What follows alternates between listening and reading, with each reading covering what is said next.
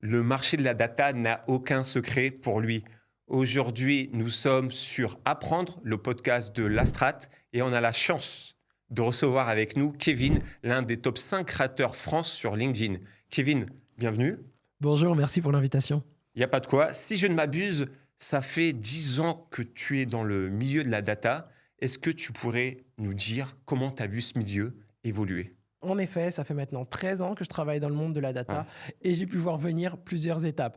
C'est-à-dire que lorsque je suis arrivé, c'était le début un peu du cloud. Donc ce que j'appelle le cloud, c'est GCP, Google, AWS de Amazon, Azure. On travaillait encore chacun sur son ordinateur. Et durant les années 2015-2016, alors là, il y a eu les postes de data scientist qui sont arrivés. Parce que moi, à l'époque, quand j'ai terminé mes études, j'étais statisticien. Donc ok. après, il y a l'époque data scientist. Et ensuite, récemment, depuis, on va dire, 2021, 2021-2022, maintenant, c'est l'IA, c'est les agents, les LLM avec ChatGPT. Donc il y a eu énormément de changements. Ok, on va y revenir. Mais déjà, toi, quand tu te lances en études en tant que statisticien, c'est quoi l'idée? Tu t'es déjà fait un peu happer par cette trend que la data, c'est le nouveau pétrole, ou tu étais plutôt un profil très maths et c'est pour ça que tu t'orientes sur des statistiques? À la base, j'étais un profil très maths, Ok, je m'oriente sur des statistiques. Et au fur et à mesure que j'avance dans mes études, je me dis, ah non, mais en fait, là, les maths, ça commence à devenir un peu trop abstrait. ouais, Et j'ai besoin de me retourner vers quelque chose d'un peu plus concret et de l'appliquer à du marketing ou à quelque chose de un peu plus vivant. ok, Donc là, je m'oriente vers les statistiques. Et au début de ma carrière, je suis statisticien plutôt dans la santé. Dans la santé, c'est par rapport aux médicaments, savoir quels sont les tests à faire avant que le médicament rentre sur le marché. Ce qu'on appelle de l'A/B testing, hein, on va donner le placebo à des souris, on va donner après un médicament et voir est-ce que le médicament hein, performe vraiment mieux que le placebo. Ensuite, alors j'ai eu la chance au Luxembourg de travailler euh, dans un cabinet de consulting. ok. Et là, j'ai plutôt travaillé dans le bancaire, j'ai travaillé avec des administrations publiques. Et comme j'étais au Luxembourg, je me suis dit, OK, mais je suis dans vraiment le pays de la finance. Pourquoi ne pas rentrer dans une banque?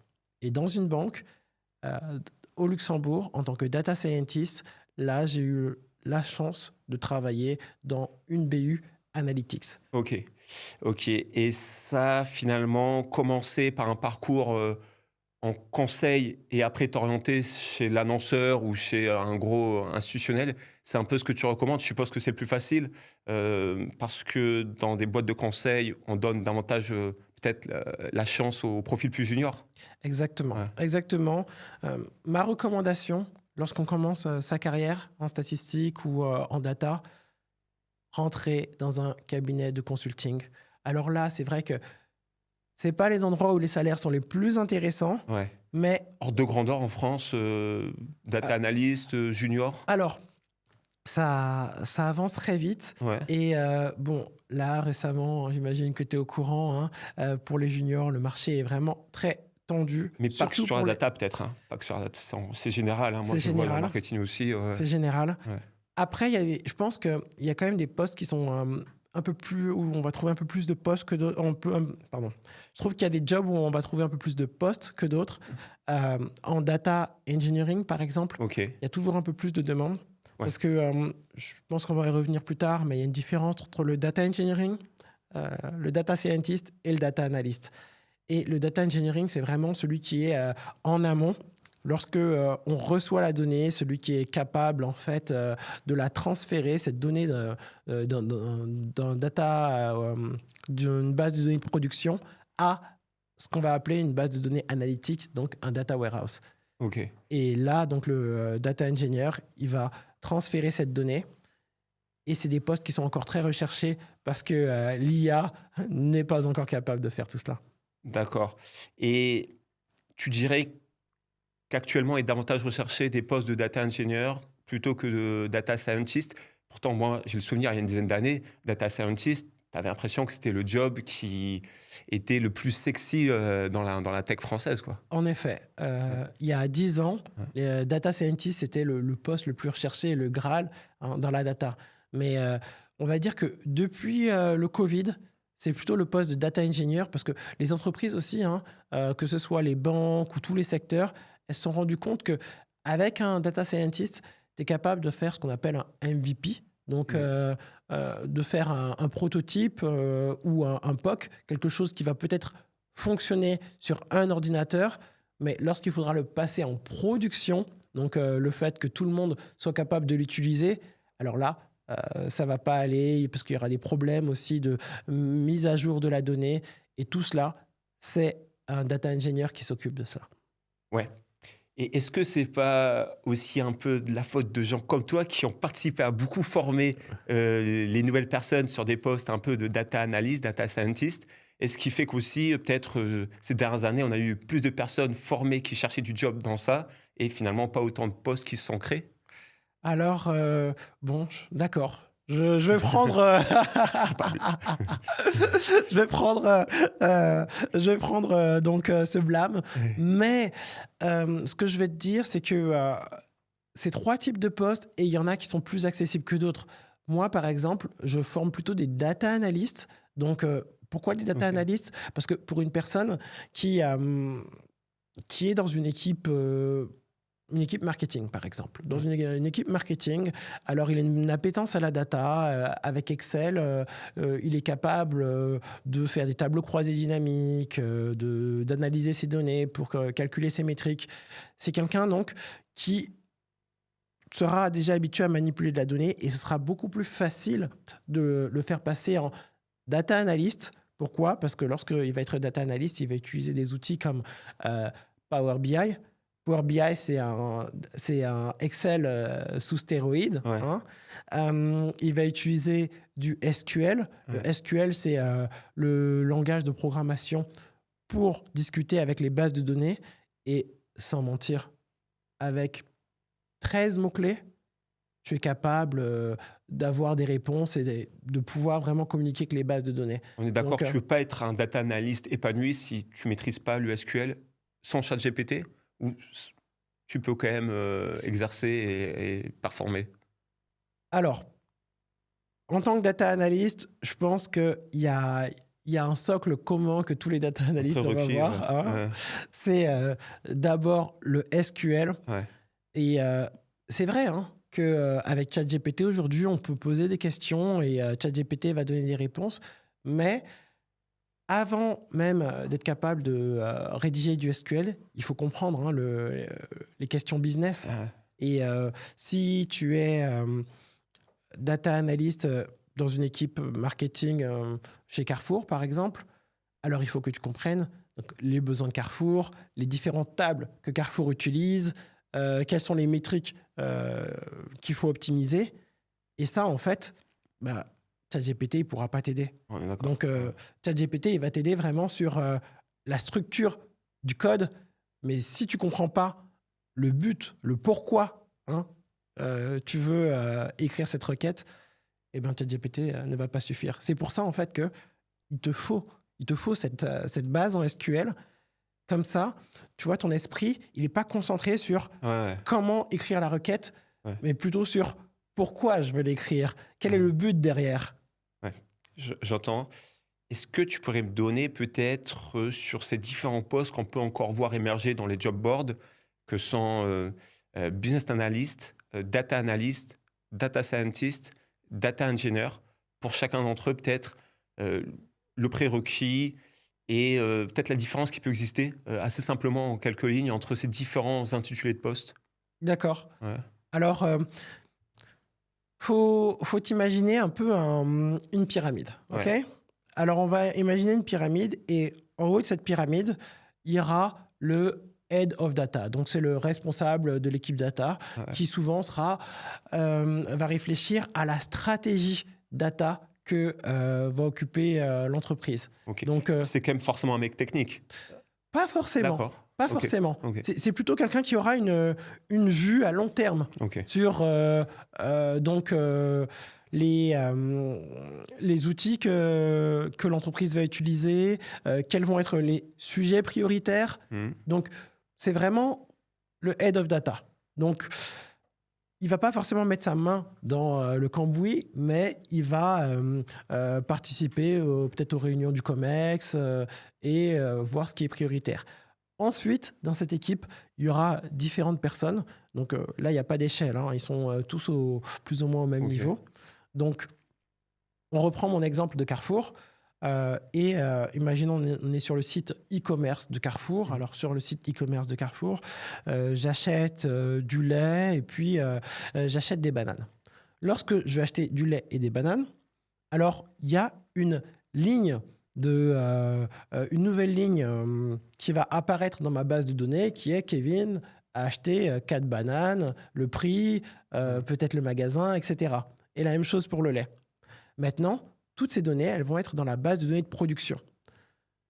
Le data scientist ou le data analyst qui vont après créer des dashboards pour suivre il y a eu combien de ventes ou faire des associations. Quand on achète des bananes, quel est l'autre fruit ou l'autre aliment qu'on achète avec.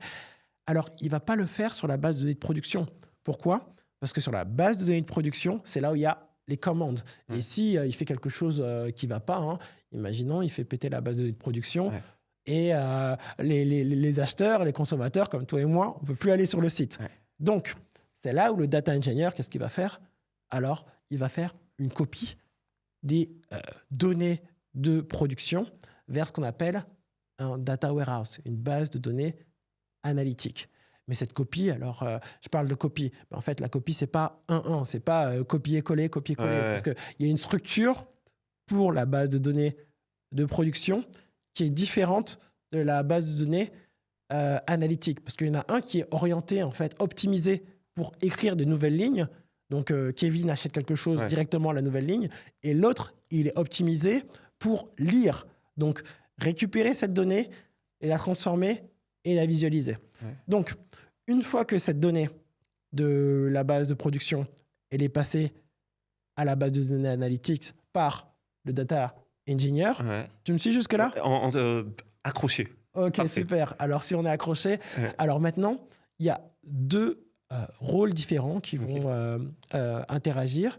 Donc, d'un côté, il y a le data analyst. Ouais. Le data analyst, lui, en fait, il va prendre un peu des photos de la situation actuelle Ok. de l'entreprise. Donc, savoir, il y a combien de bananes qui ont été commandées? Est-ce que, justement, au niveau de la gestion des stocks, on est bon ou pas? On a assez de bananes? Il va regarder aussi quel est le top des produits achetés, hein, parce que lorsque tu achètes du lait, alors il y a plusieurs marques. Ouais. Donc, selon donc, les marques qui vont le mieux vendre ou celles sur lesquelles il y aura le plus de marge à faire, parce que si on reste sur notre exemple de Carrefour, Carrefour fait beaucoup plus de marge sur les produits de la marque Carrefour L'aider. que Ouais. sur les produits d'une autre marque, Ouais. d'une marque tierce.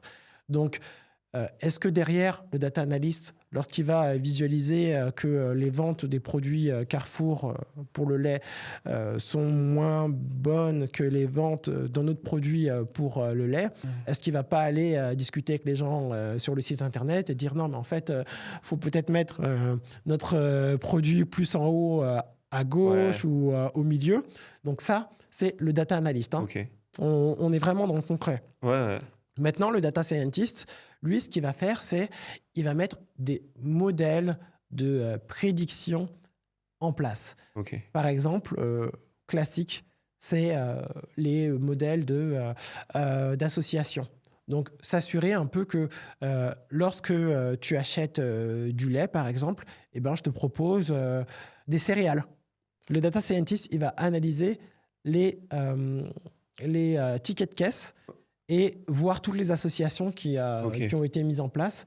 Et derrière, lorsque tu vas acheter un produit, il va faire ce qu'on appelle de l'upsell. Ouais. Peut-être soit te proposer le même produit en plus cher ou du cross-sell, donc te proposer le produit complémentaire. Ok. Est-ce que le data analyst, il va un peu prendre une photo de ce qui s'est passé, tandis que le data scientist, il va plutôt prendre une vidéo de ce qui pourrait arriver en cherchant à influer dessus? J'avais pas cette Ouais. image en tête, mais elle est pas mal. OK. Ouais, elle est pas mal. Et business analyst, dans ça, tu le positionnes encore un peu plus bas? Il est encore dans une BU data ou c'est un intitulé un peu à l'ancienne, business analyst, en Alors, je trouve qu'il y a des intitulés qui sont un peu à l'ancienne ouais, obsolète. en fait, on va les retrouver un peu dans le rôle du data analyst aujourd'hui. OK. Donc, le business analyst, c'était une personne qui était censée analyser les besoins donc, de l'entreprise Ouais, et utiliser la data pour trouver des solutions. C'est un peu ce que fait un data analyst OK. aujourd'hui. Prérequis data analyst SQL, prérequis, data scientist Python ou Alors, c'est ouais, marrant comme question parce ouais, que, en effet, si on reprend les trois rôles, data engineer, data ouais, analyst et data scientist, je vais te dire le prérequis pour le data engineer et le data analyst, ce sera du SQL. Mais OK, c'est pas du tout le même SQL. ouais, Parce que ce qu'on va demander à un data engineer, ça va être de automatiser les transferts de données, aussi être capable de créer des tables, des bases de ouais, données, automatiser des fonctions. Alors qu'un data analyst, lui, on va plutôt lui demander d'être capable de lire les données, les transformer, faire des classements avec ces données. Et le data scientist, alors lui, il aura une petite base, et encore, c'est pas tous les data scientists, parce que j'en connais qui ne font quasiment jamais de SQL, mais une petite base en SQL, juste pour pouvoir récupérer cette donnée. Mais ouais. après, lorsqu'il va falloir la transformer, donc quand je dis la transformer, c'est être capable de la transformer pour créer des modèles de prédiction, de prévision, alors ce sera avec Python. OK, très clair, Kevin. Ce que je suppose, c'est qu'évidemment, les salaires les plus importants vont chez le data engineer, ensuite data scientist et voilà et tu descends comme ça. Je me trompe ou pas? Ah, c'est vrai. C'est vrai Ouais, qu'aujourd'hui, alors j'ai plus les grilles des salaires, en tête, hein, je pourrais te la ouais. partager et puis, bien sûr comme ça, tout le monde va le voir. Mais les data engineers gagnent un peu plus que, les data scientists. France CDI, Paris, Je parle de CDI, Paris. Alors, hem, j'ai vu récemment pour un data engineer qui a, plus de 6 ans d'expérience, des postes entre 80 entre 80 et 100 K OK, à Paris. OK. J'ai vu pour, des data scientists alors aujourd'hui, hein, c'est beaucoup plus rare de trouver juste des postes data scientists. Ouais, Ce qu'on demande un peu plus aujourd'hui, c'est des, AI spécialistes, des OK, ouais, data ouais. scientists spécialisés en LLM et là aussi, hein, ça commence à ou ce qu'on appelle aussi l'évolution du data scientist, le machine learning engineer. Ouais. Donc c'est le data scientist qui sera vraiment capable d'utiliser des modèles de prédiction et les mettre en production, que ça fonctionne sur un espace de production. Ouais. Et c'était des postes que j'ai vus aussi aux alentours de 90 K, Ah donc ouais, c'est ouais, plutôt ouais, pas ouais. mal. Et pour les data analysts, alors data analyst, bon, là c'est vraiment pour la France, hein. En règle générale, en France, on va dire que tu peux aller jusqu'à un salaire de 60, 70, voire, mais là c'est pas partout, 80 K. Mais ça va être très compliqué si derrière, tu as pas du management. Ouais, Donc, ouais, ouais. autant aux États-Unis, tu as des postes vraiment Silicon Valley, le gars, il va être spécialiste dans le développement de code et il va avoir des salaires vraiment qui seront très élevés, hein. Je crois qu'il y avait Netflix qui avait mis en avant, qui cherchait un data engineer pour 500 000 C'est vrai. 500 000 dollars l'année, je Ouais, je crois. l'ai vu sur X. Euh, mais là, c'était juste un data engineer. On ne s'attendait pas à ce qu'il soit manager, OK, qu'il soit vraiment spécialiste dans le code. ouais. Mais en France, si tu n'as pas en fait ce côté managérial, je trouve que c'est compliqué de dépasser les 100 K. Tu sais qu'on a participé à faire recruter, une personne chez un de mes clients Oui. et tu sais à combien il est rentré? Combien? 48. Mais voilà, donc période d'essai confirmée, très bon recrutement, ils en sont très contents et d'ailleurs, je te remercie de sa part puisque c'est toi qui as permis de me faire émerger le CV et le client est très content de cette personne. Bah, je suis content et 48 cas, hem, souvent lorsque l'on débute sa carrière Ouais, il est en reconversion, je pense. C'est un profil en reconversion. en data Ouais, analyst, hem, pour les profils qui ont moins de 3 ans d'expérience, souvent c'est, autour de 42 cas, je crois, ouais, 42, 45. Au bout de 2 3 ans, heu, tu peux monter à, entre, je pense, 45, 55, ouais, 60 ouais, ouais, et plus, ben, ça marche. c'est 60 et plus, entre 60 et 80. Mais, au-delà, sans avoir du management, encore une fois, c'est compliqué. Ouais. Et toi, tu connais bien, ces tarifs-là, pourtant tu évolues plutôt en tant que freelance. Pourquoi ce choix? Surtout que lorsque tu nous décris ces métiers, on a l'impression que, ben, c'est important d'avoir des équipes qui sont un peu structurées avec des outils. Toi, Exactement. en freelance, tu t'insères comment dans ce milieu? Alors, j'étais en CDI jusqu'à à peu près, 2021-2022. Ouais, Ensuite, je me suis rendu compte que, ce que j'aimais, c'était, travailler sur des projets qui étaient assez différents OK. et je me suis ren Et tu aurais pas pu revenir en cabinet de conseil? alors, le cabinet de conseil, qu'est-ce que c'est? C'est, une société qui va te placer Une chez des clients. ESN en France, ESN, Oui, ouais, ouais. une Mmh, ESN, mmh, donc ouais, hein, ouais, qui va te placer chez, différents clients. OK.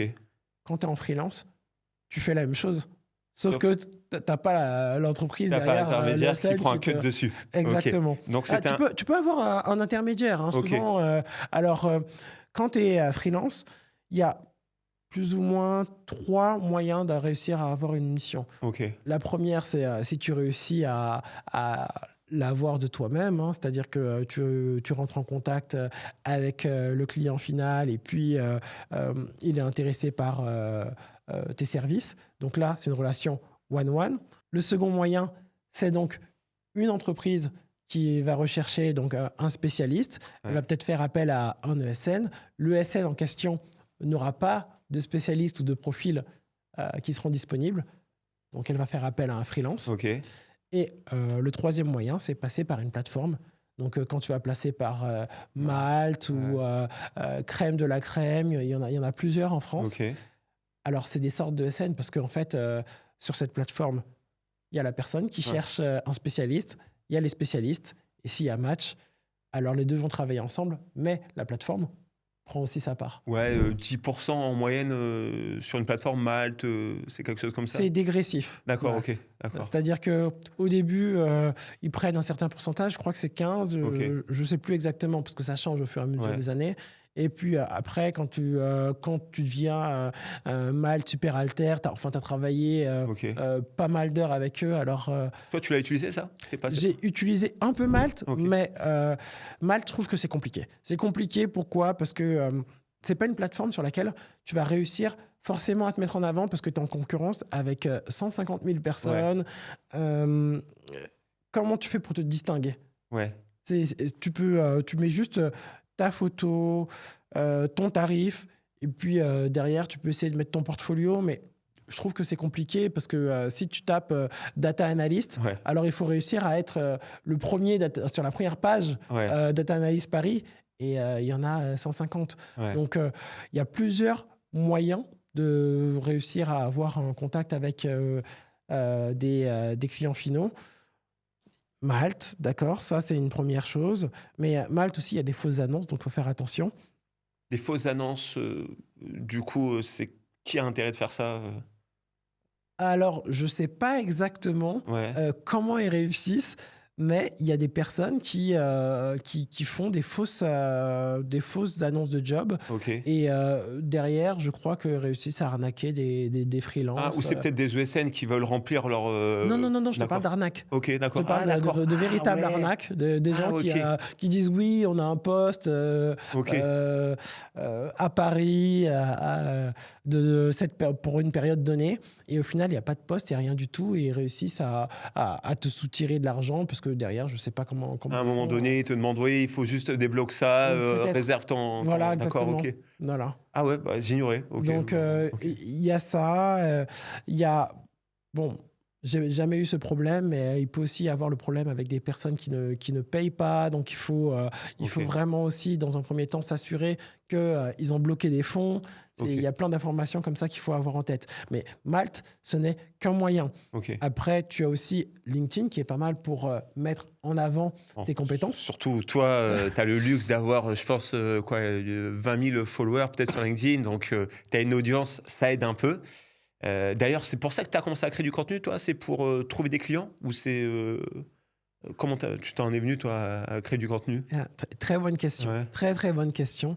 Alors, à la base, euh, j'étais au travail et je me disais en fait que ce que je fais, Au travail alors, salarié oh, 2021? OK, OK, exactement, ouais. exactement. Ouais, Merci de replacer le contexte. ouais, À la base, je suis salarié ouais. 2021 et c'est vraiment le début. OK, C'est à partir de ce moment-là que je commence à poster sur LinkedIn. OK. Euh, je me dis, je pense que je peux être plus que le simple salarié que je suis, que j'aime aussi partager ce que je fais. Donc Ouais, j'ai commencé à partager ce que je faisais et au début, je savais pas trop comment écrire, hein. Donc ouais.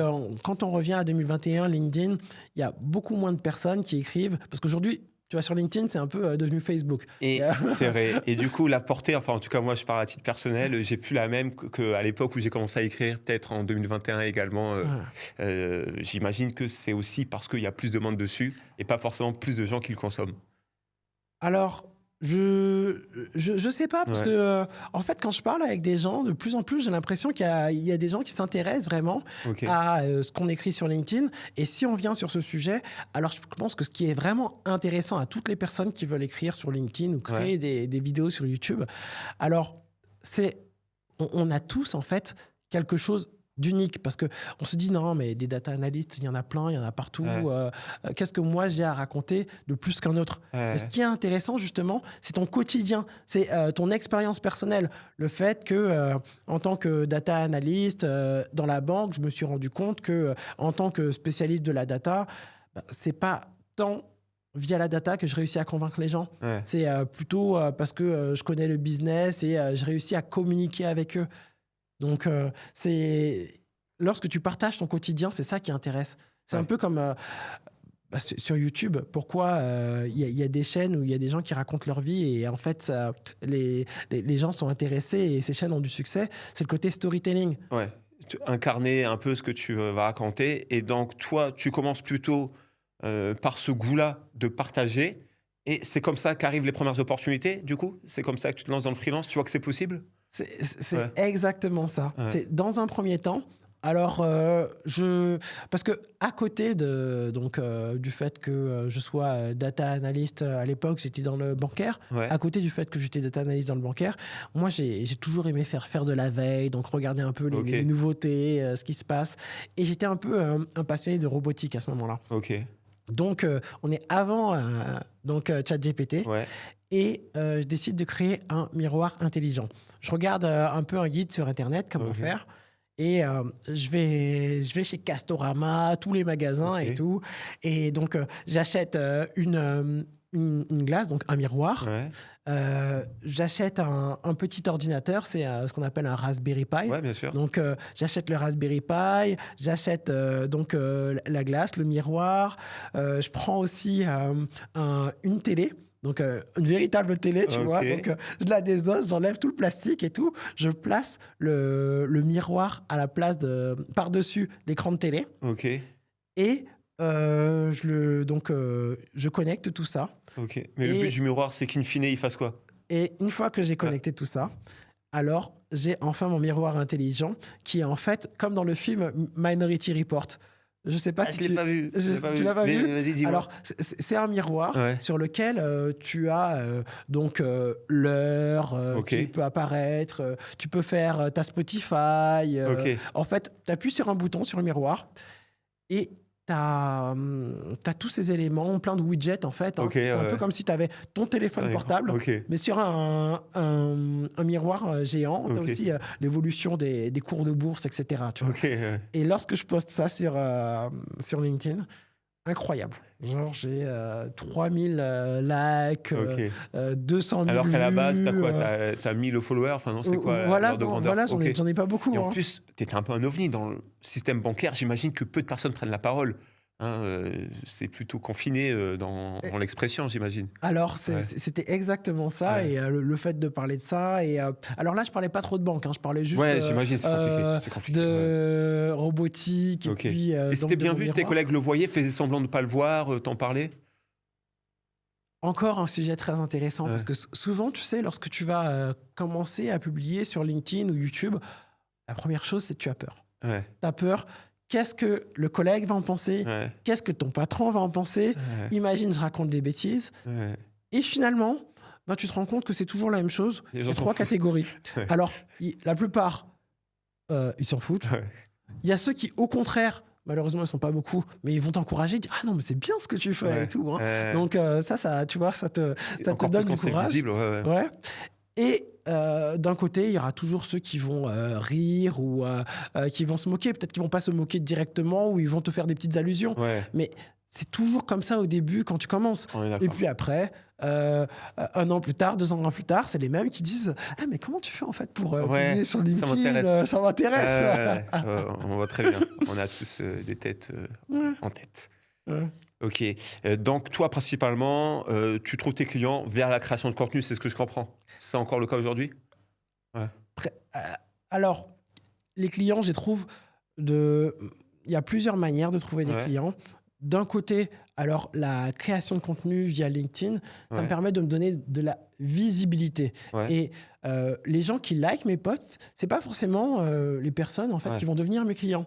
Mais des fois, c'est grâce à ces personnes qui vont liker mes posts, alors j'aurai plus d'impressions et donc c'est second, troisième, quatrième degré, mmh, c'est eux qui vont, finalement me contacter pour être mes clients. Donc d'un côté, il y a la création de ouais, contenu, de l'autre, il y a aussi le fait j'ai un site internet sur lequel, hein, j'ai, ce qu'on appelle des lead magnets.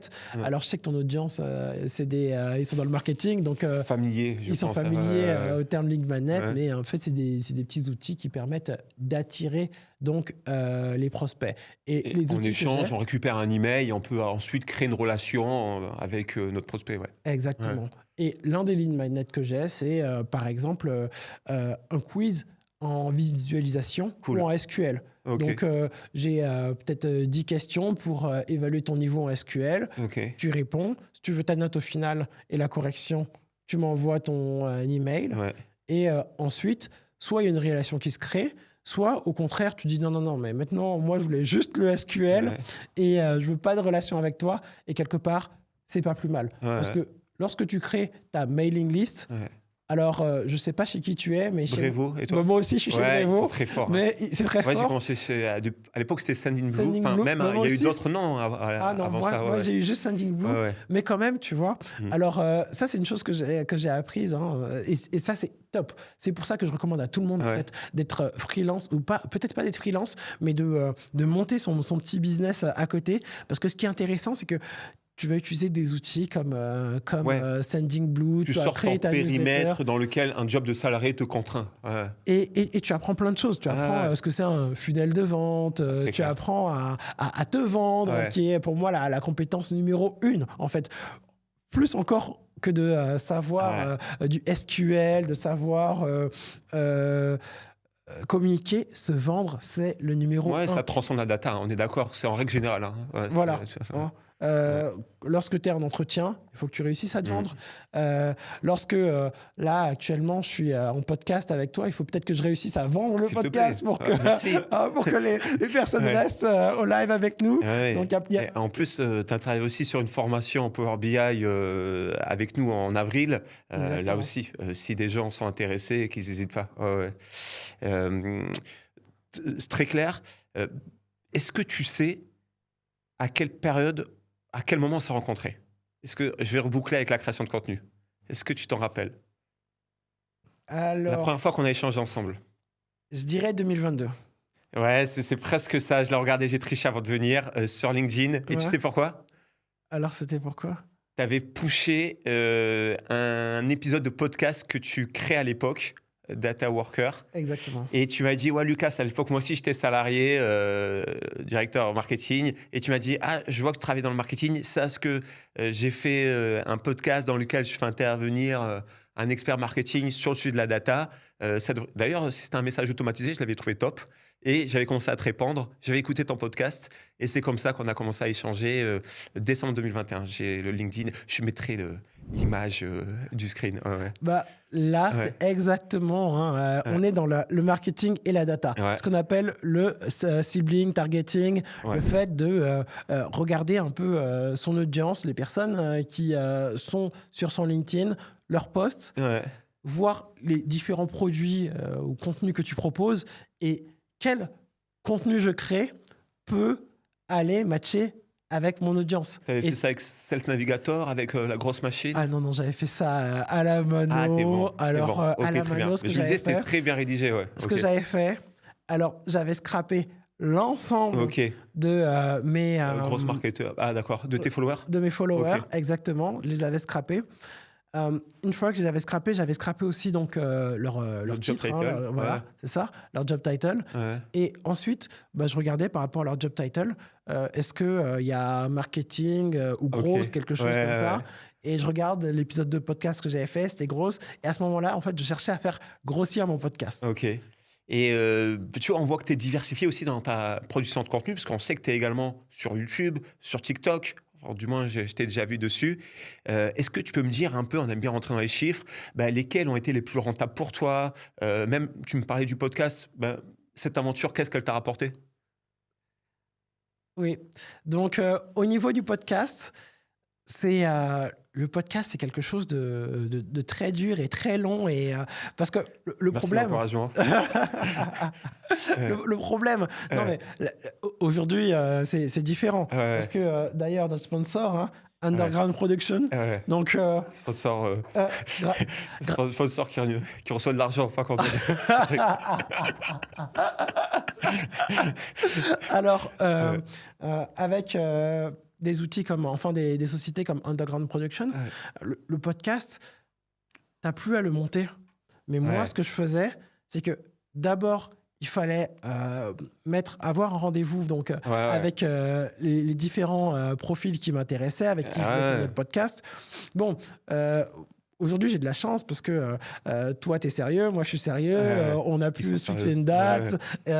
On est arrivé, on a pu se fixer une date ouais, et on tourne. ouais, Mais il y a des gens qui annulent à la dernière minute. ouais, Donc tout ça, c'est chronophage. Derrière, après, le podcast, il faut l'éditer, le couper. ouais, Donc voilà, il y a toute la séance éditée, le mixage et tout. Et après, le publier, faire la pub, tout ça, c'est extrêmement long. Et au niveau des écoutes, alors tu regardes sur Spotify, sur les différentes plateformes, ouais, est-ce que ça monte, est-ce que ça monte au niveau de l'audience, mais t'as pas de retour, tu vois, pour ouais, savoir ouais, c'est vrai. qu'est-ce qui va pas. Alors qu'aujourd'hui, j'écris un post sur LinkedIn, bah, directement, il y a des gens qui vont me dire non, mais Kevin, tu as totalement raison, ou au contraire, bon, le premier point, je suis d'accord avec toi, mais là, Ouais, là je suis pas d'accord. Donc, tu peux, tu vois, créer une discussion, avoir un lien, mais le podcast, c'est quelque chose de froid un peu. ouais, Donc, ça a été, pour moi, c'était beaucoup de temps.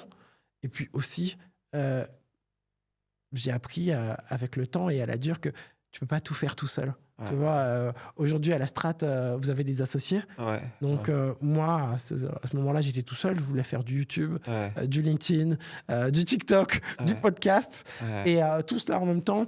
En même temps, avoir mes missions de freelancing, bien faire mes sûr. formations. Ouais, Tu peux pas être partout. Et c'est pour répondre à ta question, donc ce qui me rapporte le plus d'argent aujourd'hui, c'est mes missions. ouf, Lorsque je suis ouais, ok. placé, les missions, la formation, comme on parle chiffres. Ouais, Alors, en tant que data analyst, alors il y a eu une petite baisse au niveau des TJM. ok, euh, il y a peut-être 2 ans. ok. Très facilement, je trouvais des Que même toi, tu as ressenti, c'est-à-dire même, tu es quand même un top, je sais plus ton classement sur LinkedIn, mais je crois que c'est dans les 5 créateurs de exactement. contenu sur un sujet de la data en France. Et même toi, tu peux me dire, ouais, c'est généralisé cette Ah baisse oui, des TGM. ah Ok, oui, oui, oui, complètement, complètement. ok, Et en tant que data analyst, facilement, il y a 2 ans, tu trouvais des TJM entre 750, ouais, 800, assez facile. Aujourd'hui, on va dire que c'est plus entre 600 et 800, ok, hein. ok, Et moi, alors, mon TJM, hein, ça va être dans ces eaux-là, ok, 600, 800. Après, quand je donne des formations, les formations, c'est ce que j'adore parce que ça paye beaucoup plus. Ouais, Là, à la journée, on est plus à l'ordre de, allez, entre 850, 900 plutôt, ouais, et 1250. ouais, Il y en a peut-être qui vont faire plus. ouais, Mais, ouais, ouais, ouais. alors, LinkedIn m'a pas rapporté d'argent directement parce que LinkedIn, c'est pas YouTube, hein, donc ils ne payent pas les créateurs de contenu sur LinkedIn. Ouais. Mais par contre, ça m'a apporté du business. J'ai travaillé avec une école qui s'appelle Albert School, et Bien sûr. après avec une autre qui s'appelle Eugenia, avec une autre qui s'appelle Delta School. Enfin, j'ai travaillé avec beaucoup d'écoles, Ils sont venus dans tes et, DM LinkedIn. et c'est Ouais. parce qu'ils ont vu les vidéos que je créais, soit sur TikTok, soit sur LinkedIn. Mmh. Et ensuite, ils sont venus, il y a une discussion qui s'est faite. Et voilà. OK. Aujourd'hui, si je suis invité durant ce podcast, c'est peut-être parce qu'à un moment, j'ai créé du contenu Ouais. et tu as vu que c'était intéressant ce qu'il faisait. Peut-être qu'il y a une relation, il y a quelque chose à faire.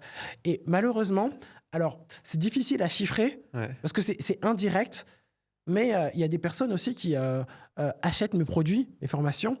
Pourquoi? Parce qu'en fait, c'est à force de voir le contenu que je fais sur LinkedIn, Bien ils disent sûr. non, mais ce qu'il fait, quand même, ce qu'il propose, c'est sérieux, donc on va acheter. C'est souvent la clé du marketing également, la répétition, hein, c'est une des clés et c'est vrai qu'on te voit, pas mal dessus et tu sais que moi-même, j'ai déjà acheté un produit de toi, Ah ouais, lequel?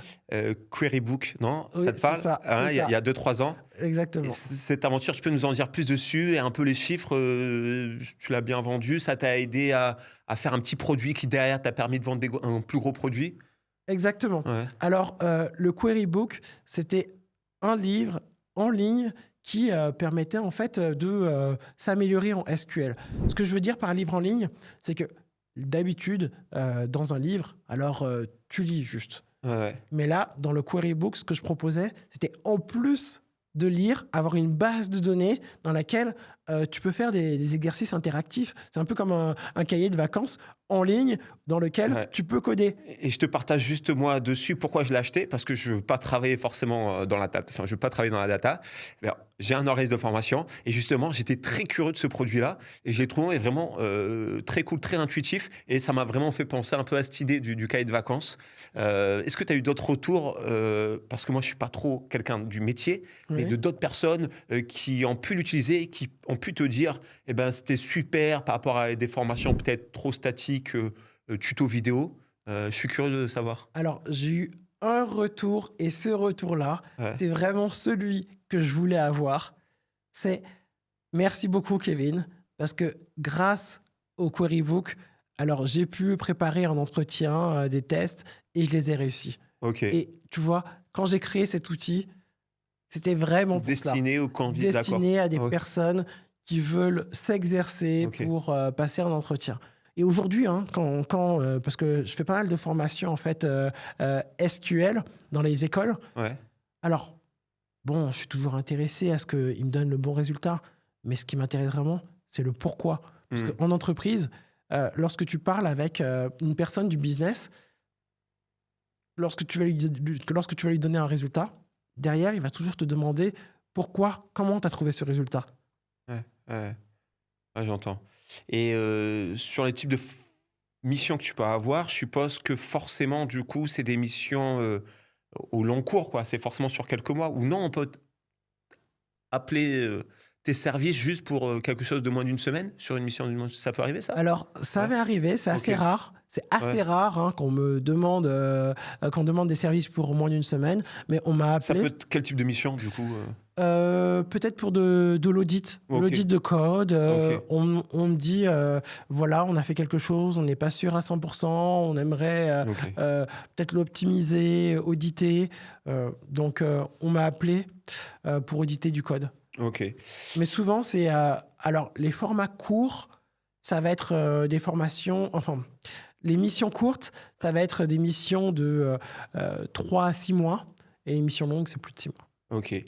En concernant ta création de contenu, aussi, je constate que ces derniers temps, tu le croises avec, je suppose, ton amour pour le foot, puisque du coup, tu vas souvent prendre des cas de figure du foot. Tu peux nous en dire plus dessus? Ah oui, mais attends, avant d'aller plus loin, j'ai Ouais. besoin de savoir, t'es supporter de quelle équipe là? Plutôt de Montpellier. Ah, bon, Ouais. j'aime Donc bien. là, il y a peu de personnes qui sont contre moi, plus Ah, non, que mais là. j'aime bien. Ouais. Montpellier, attends, Montpellier, c'est Giroud Ouais, ouais, avec. historiquement, bien sûr. Non, c'était pas Cabella, c'était. Cabella, il est passé par là. C'est Oh, un mec qui vient d'Ajaccio, mais en 16, il est arrivé à Montpellier, ouais. ok, ok, Ouais, non, j'aime beaucoup ouais. Montpellier, j'aime beaucoup. Ouais, un champion de France aussi, hein, Montpellier. À Hein. l'époque, ouais, ouais. J'habitais à Montpellier à l'époque en plus. Donc c'était une belle année. Alors, oui, la data et le foot, en fait, il y a un gros parallèle. Il y a un Ouais, gros parallèle, pourquoi? Parce que partout où il y a de l'argent, ouais, on peut utiliser la data pour l'optimiser. ouais, Et le foot, il y a beaucoup d'argent, surtout dans le foot anglais. ouais, Donc, on peut utiliser donc, la data pour, par exemple, le recrutement. Hein. Le but, c'est de recruter des joueurs le moins cher ouais. possible. Mais ceux qui, comme on appelle, qui sont sous-cotés, Mm. donc qui surperforment par rapport à leur valeur marchande, les acheter, les faire jouer chez nous et après les revendre. Euh, un exemple, alors il y en a énormément, hein, Ouais, mais un exemple très, très connu, c'est celui de Mo Salah à ouais, Liverpool. Alors, il est arrivé dans un premier temps à Chelsea. À Chelsea, ça s'est pas forcément bien passé. Peut-être pas parce qu'il avait le niveau, mais parce qu'à côté, en attaque, il y avait du monde. il y avait du monde. Hein, Ouais, et eux, ils étaient à leur prime. ouais, Donc après, il est retourné, il est parti en Italie. Hein, je crois que c'était à l'AS Roma, où ça ouais, s'est c'est plutôt vrai. bien passé pour Ouais, lui.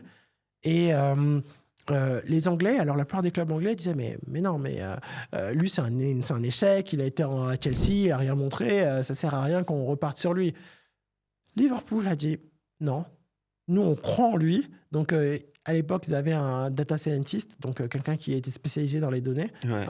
hein, qui a dit non, mais d'après. C'était Comoli? Non, c'était pas. Alors, Non, c'était le Comoli, recrutement. Ouais, Comoli, ouais. lui, c'est toujours le Directeur sport. directeur Ouais, sportif. ouais, Donc, le directeur sportif, c'est un peu, comme tout à l'heure, je parlais de head of data. ouais. C'est la personne qui est un peu le head of data qui va dire OK, mais on va utiliser la donnée finalement pour Ouais, suivant notre ses sensibilités. recrutement, tout Parfois, ça. c'est quand même un mec sportif, hein, souvent dans les clubs de foot. Mais c'est vrai que de plus en plus, on a des personnes qui peuvent avoir cette sensibilité, la data. Et c'est clair que dans le modèle économique maintenant des clubs de sport, le trading de joueurs, ça prend une place vachement importante. Et Comoli, c'est vraiment un bon exemple. Ouais, Comoli, alors lui, comme il était orienté ouais, data, alors en dessous, donc il a pris des data analysts, data scientists hein, ouais, pour l'aider dans le recrutement. Et donc leur data scientist en chef, il a mis en avant que Mo Salah fallait l'acheter parce que c'était vraiment un super attaquant. ouais, Et derrière, ça a donné le gros succès. Mais Mo Salah, c'est qu'un exemple. Parce ouais. qu'en fait, les trois, que ce soit Firmino ou Mané, ils ont été aussi recrutés via la data. J'ignorais. Ok. Et la data, donc, peut servir pour le recrutement, mais pas que, pour négocier aussi des contrats. Il y a Kevin De Bruyne, par exemple, Ouais, qui, à l'époque, lorsqu'il avait renégocié la prolongation à Manchester City, alors, bon, l'anecdote, c'était qu'il n'avait pas d'agent, parce que son agent était en prison. Donc, ah, j'ignorais. Ok, ok, ok. son agent était en Ouais, prison.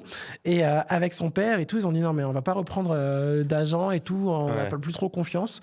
Alors, ils ont pris un avocat plus un cabinet spécialisé dans la data ok. qui a mis en avant, en fait, Les avant-dernières passes qu'il peut réaliser, en quoi il peut être décisif, ouais. exactement. Ouais, Parce que c'est là aussi qui sera intéressant avec la data, c'est que la data qu'un cabinet de conseil va avoir, c'est sûrement la même data que Manchester City aussi va avoir. ouais, Donc là, si toi et moi, on a la même data, ouais, comment je peux venir à une table de négociation avec les mêmes informations que toi et te créer un effet de ouais, surprise, te montrer à quel point, en fait, mon client, mon joueur, il est fort. Il va falloir transformer la data, la regarder sous un autre angle. ouais. Et c'est là, en fait, où donc, le cabinet était fort. Parce que dire le nombre de passes décisives, le nombre de buts, Opta. tout le Ouais, monde peut le faire. ok. Mais derrière ce que tu viens de dire, Ouais, savoir l'avant-dernière passe qui fait, le nombre de matchs gagnés quand lui il est sur le terrain ou quand il joue milieu, quand il touche ouais. le ballon, c'est des informations peut-être que Manchester City hein, n'a pas réfléchi à ces Et on informations-là. va aller chercher où ces datas-là? Parce que toi-même, du coup, tu t'appuies sur la data assez exhaustive sur le football. Tu vas la puiser où? Alors, c'est le nom que tu viens de citer juste avant, Opta. Ah OK, en Opta, open data? Bah, en même temps que ça non. s'appelle open, Alors, heu, Opta, c'est pas Open Opta. Data, hein. OK, oui, non, d'accord, OK. C'est Ouais, c'est leur Opta, modèle économique, c'est d'accord. leur modèle économique, c'est exactement ce que tu dis, Ouais, c'est tu leur achètes OK, des données et après, tu es capable de transformer ces données, de les modifier.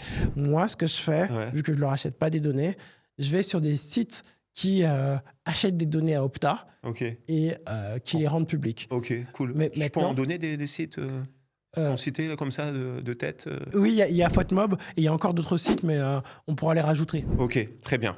Je me disais également dans ces staffs techniques, pour toi, qui est souvent le sponsor qui va dire: «OK, on devrait se brancher plus à de la data». On est quand même sur des personnes qui sont de base assez, sportives, hein, qui n'ont pas des cursus universitaires. Est-ce que ça vient de l'analyse vidéo? Est-ce que ça vient du kiné? Est-ce que ça vient vraiment, d'un directeur sportif qui a cette sensibilité? Qui donne l'impulsion selon toi? Alors, selon moi, Ouais, c'est vraiment le directeur sportif, mais OK. après, ça dépend. Ça dépend Ouais, parce que on va pas se mentir, tout ce qu'on fait en Europe, ouais, hein, c'est un peu copié de ce qui se passe outre-Atlantique OK. aux États-Unis. Dans le baseball? Et donc, la Ouais, base, ouais, c'est le baseball. ouais. Hein. Le baseball, d'ailleurs, il y a un très bon film qui parle de baseball Ouais, et, c'est la Bible. de, Ouais. de stats. Moneyball, c'est ça? Ouais, ouais, OK. Exactement, Ouais exactement. Et il y a qui en acteur principal dans Moneyball? et c'est Brad? Ouais, Brad C'est Pitt, Brad, le vrai, exactement. l'authentique. Ouais, Exactement, Brad ouais, Pitt, Brad Pitt, exactement. Et dans ce film, alors, ça retrace un peu une équipe qui a pas beaucoup de budget. C'est les Aces, je crois que c'est comme ça qu'on dit. C'est l'équipe de Auckland. ouais, Ils sont en vert et jaune. Et cette année, alors, je crois que c'est au début des années 2000, ils vont faire quelque chose d'incroyable. C'est remporter un nombre de victoires incalculable. C'est encore le record jusqu'à aujourd'hui. ouais, Et tout cela, juste avec des joueurs qu'ils ont recrutés grâce à la ouais, data. ouais, ouais, Et en fait, ça a plutôt bien fonctionné durant la saison régulière, mais dans tous les sports américains, en fait, il y a la saison régulière et les playoffs. ouais, Hein, les playoffs, c'est un mini tournoi entre les meilleures équipes et c'est ce qui compte le plus. Hein. Le champion de la saison régulière, on bon, l'oublie. c'est sympa, mais Ouais, ce qu'on retient, c'est le champion des World Series ou World Series, donc c'est les playoffs ouais, de baseball, ou sinon le champion de playoffs de NBA, bien sûr, ouais. etc. Et donc les Aces, ils n'ont pas réussi à, à remporter donc les playoffs, les World Series. Par contre, l'équipe de Boston, alors le propriétaire, il a dit waouh, mais c'est très fort ce qu'ils font. Alors il a repris la même logique OK. que les Aces et lui, il a réussi à remporter donc les World Series, donc les playoffs. Mais c'est pas tout, parce que aux États-Unis, hein, souvent il y a ce qu'on appelle la multipropriété. Ouais, Donc, lorsque tu es propriétaire d'une équipe de baseball, tu vas aussi acheter une équipe de basket, etc. Et ce propriétaire, donc, de l'équipe de baseball de Boston. Boston, ensuite, ce qu'il a fait, c'est qu'il est rentré au capital de Liverpool. Et quand il est OK, rentré au capital de d'accord. Liverpool, qu'est-ce qu'il a voulu faire? Reproduire. Reproduire ce OK, qu'il a fait dans le baseball. Et donc, c'est là où il a eu besoin d'un directeur sportif donc, qui était orienté data. OK, Donc, forcément, qui est-ce qu'il a été prendre? OK, Comoli. OK, Comoli qui avait déjà un peu testé un peu la data chez Tottenham. OK. Et il s'orientait en fait des meilleurs éléments pour acheter des joueurs à faible prix et puis derrière avoir le rendement maximum. Et c'est comme ça en fait qu'ils achètent Firmino, OK, la boucle est bouclée, ouais, euh, ouais. Mané OK et et aussi. quand tu mets toi à créer du contenu comme ça, est-ce que tu constates que ça dilue un peu ton audience ou tu vas avoir presque, je sais pas, du parieur sportif qui va te suivre ou non, tu en es pas encore à cela? En effet, Ouais, alors l'audience va être un peu diluée, ouais, mais faut pas oublier quand même le but principal. Hein. Quand tu décides de poster, de créer du ouais. contenu, il faut que tu fasses quelque chose qui te plaise. Ben, on est Tu vois. d'accord. Ouais, bien sûr. Et Ouais, si finalement aujourd'hui parler juste de bancaire et ouais d'analyse de données, ça te parle plus, que tu as envie de parler de sport, eh ben fais-le. et ça te permet de durer. On est d'accord. Est-ce que si on revient sur le métier de data analyst, tu pourrais me citer 3 erreurs que, du haut de ton expérience, tu as pu voir se reproduire dans plusieurs des boîtes dans lesquelles tu as pu passer? Alors, la première erreur, Ouais, c'est, ça va être de parler avec un jargon trop technique, ouais, hein. Le fait de vouloir parler, vraiment comme un data analyst, données, données, données, alors que avant tout, c'est le business.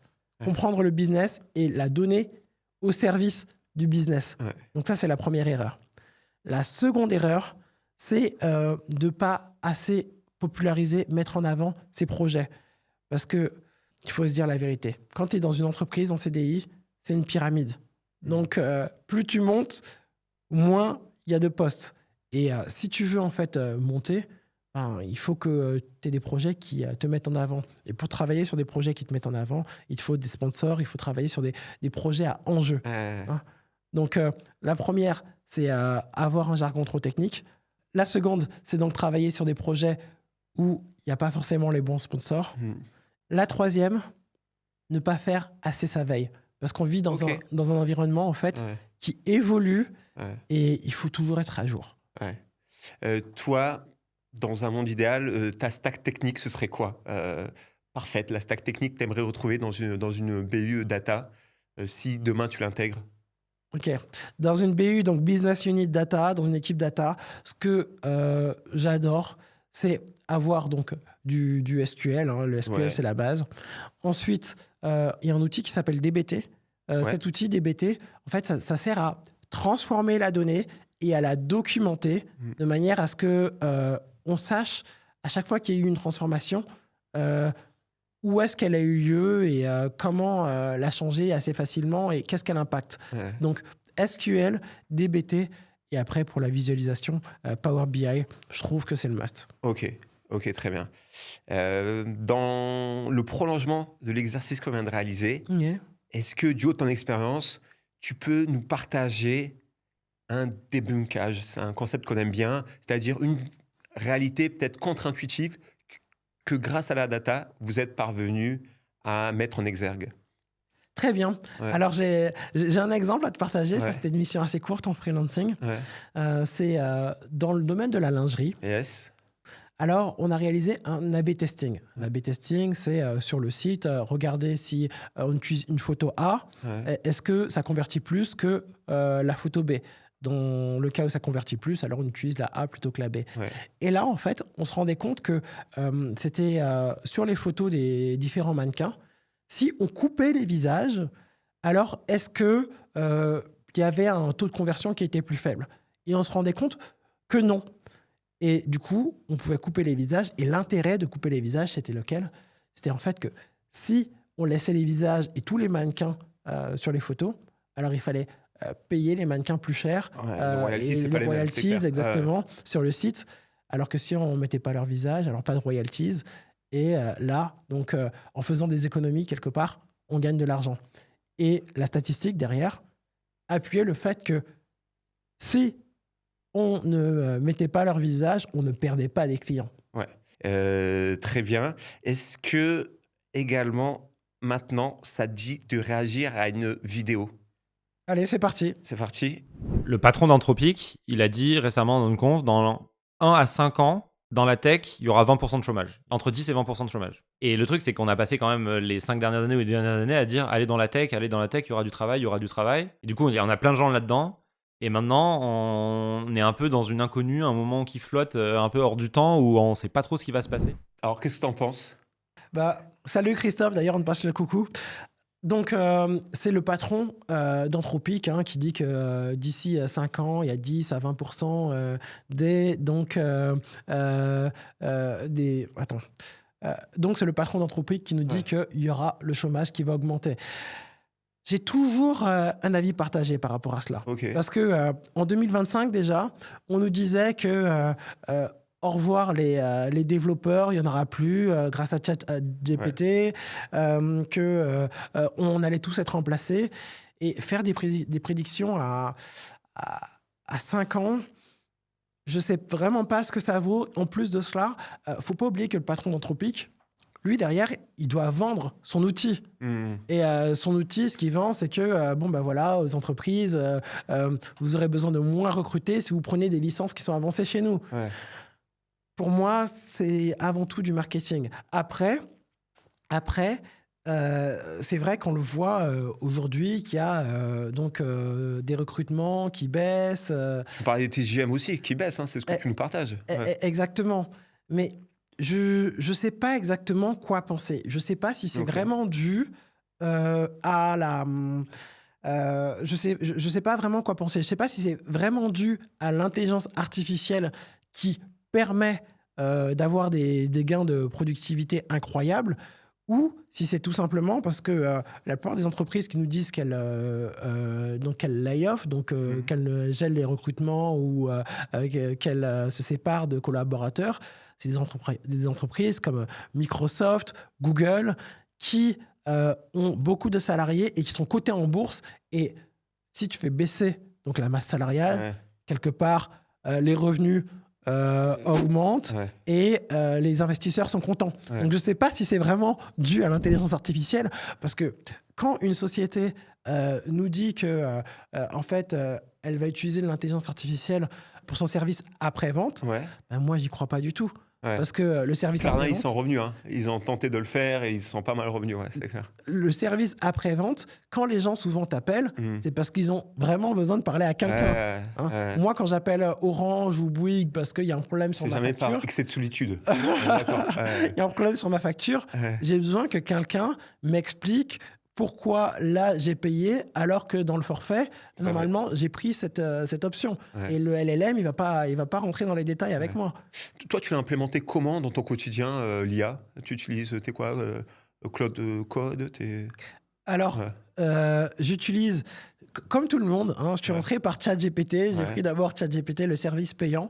Ensuite, je me suis rendu compte que Claude, dans ses réponses, j'aimais bien sa formulation, sa manière de rédiger. En plus, ils ont été très forts, très vite. Ils ont eu des nouveaux modèles. Bon... maintenant, il y a un modèle qui s'appelle 4.5 Opus à l'heure à laquelle on enregistre. Peut-être que dans 2 semaines, il sera dépassé. Et je suis très content avec. Donc, j'utilise Claude Code. Seulement, c'est pas fini. Parce que Google, ils ont été extrêmement forts. Là où personne ne les voyait venir. Ne les voyait plus. Et à mon avis, ça dépasse en fait le cadre de la recherche, de qui est fort, qui est pas fort.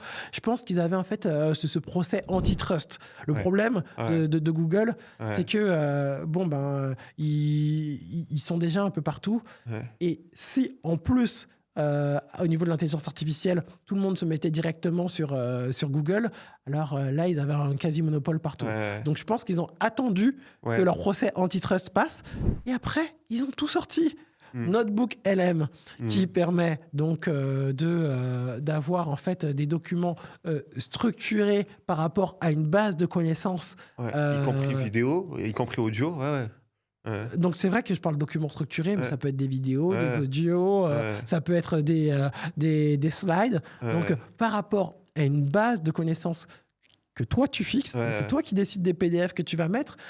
Ils ont maintenant un outil qui s'appelle Antigravity. Antigravity, en fait, c'est un peu comme Cursor, Lovable ou VS Code. Donc ça s'appelle un IDE. Un IDE, c'est un outil qui va servir pour coder. Donc pour écrire du texte, tu vas utiliser Word. Pour un tableur, tu vas utiliser Excel. Pour coder, tu vas utiliser un IDE. Texte, donc c'est Antigravity.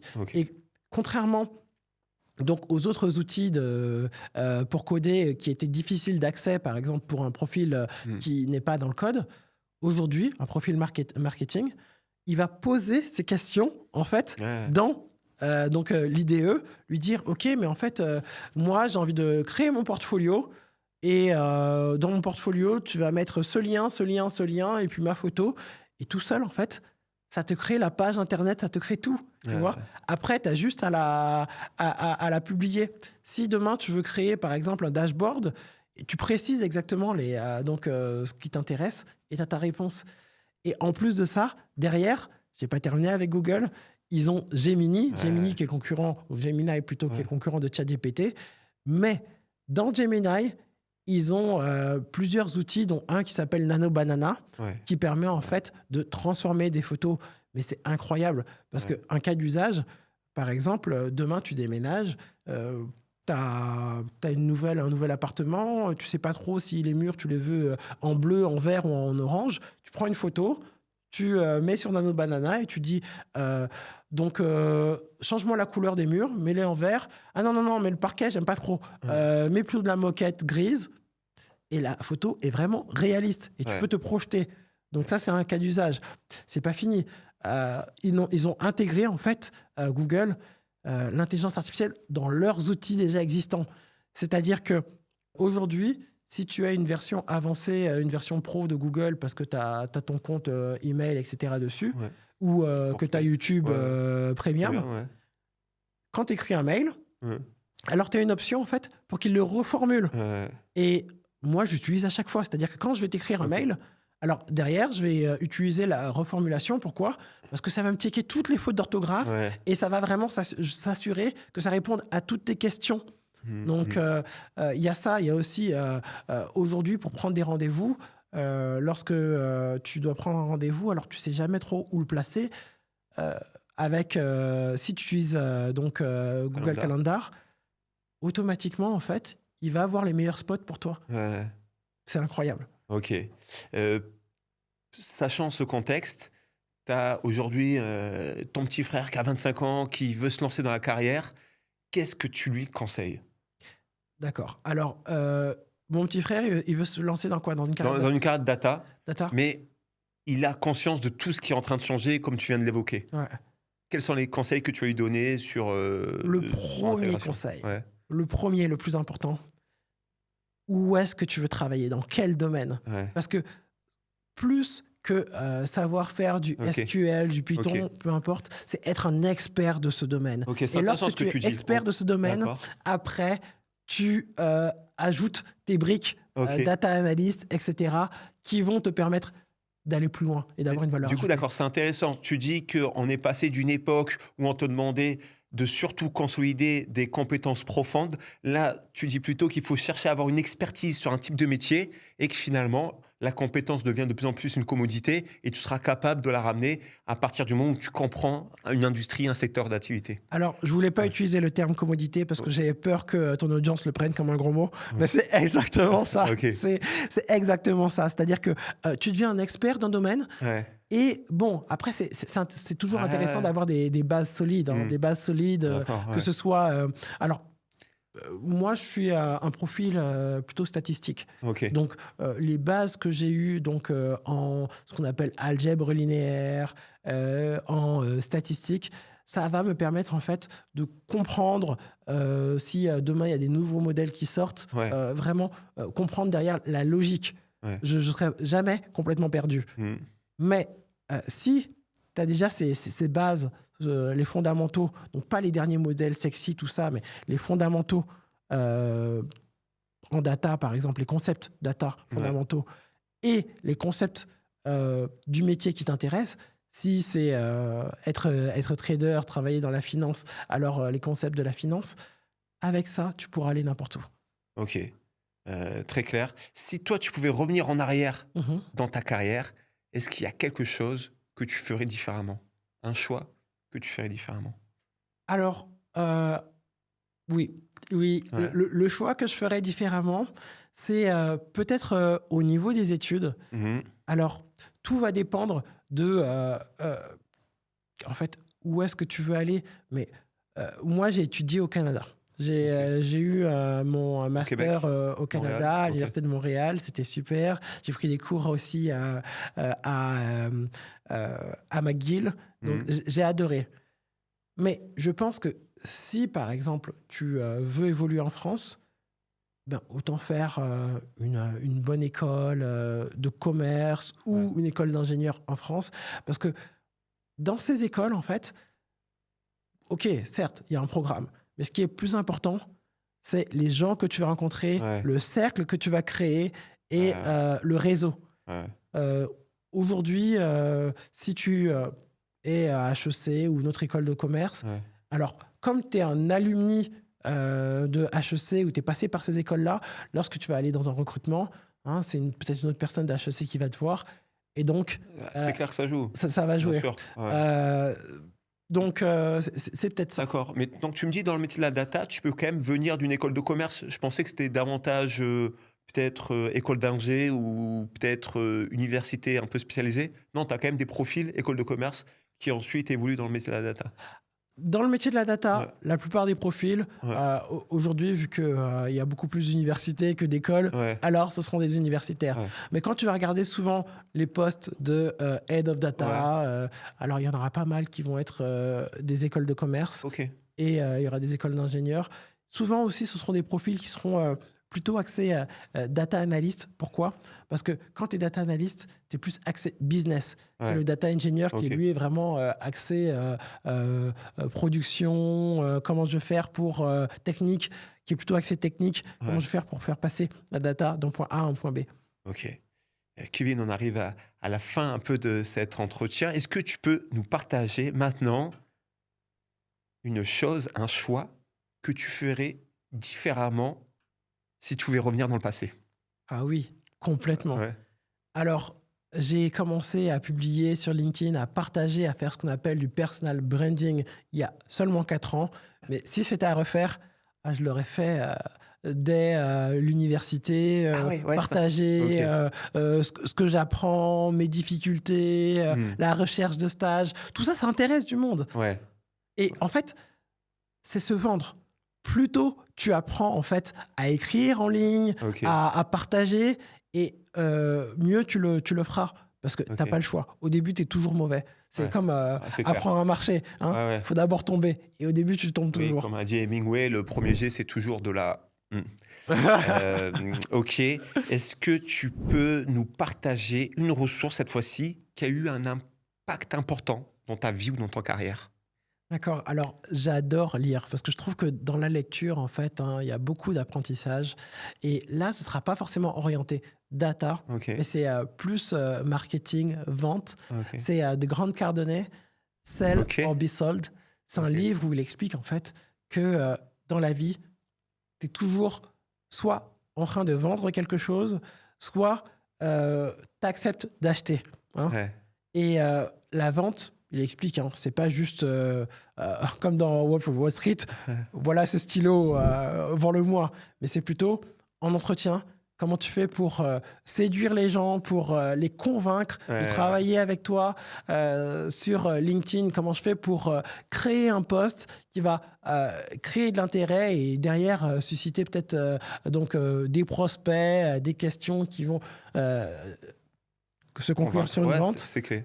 C'est clé. C'est ça. Même exercice, si tu devais cette fois-ci conseiller une ressource pour s'améliorer dans le métier de la data ou pour intégrer le métier de la data, tu conseillerais quelle ressource? Ça peut être un podcast, un livre, une newsletter, n'hésite pas. D'accord. Alors, j'aime beaucoup le podcast de Benjamin. Pardon, c'est Robin Conquet. Alors, j'aime beaucoup le Je podcast vais de. peut-être- Tu veux que je refasse la question comme ça Ah merde, excuse, j'ai voulu anticiper. Ok. Alors, Ok. j'aime beaucoup le podcast de Robin Conquet Ok. qui s'appelle DataGen. Ok. En fait, il Dans est. lequel tu es intervenu? Oui, c'est vrai, Ah, il y je a le très place. longtemps. Il y a très Ouais, longtemps, ouais, il y a peut-être 2-3 ans. Mais Ok.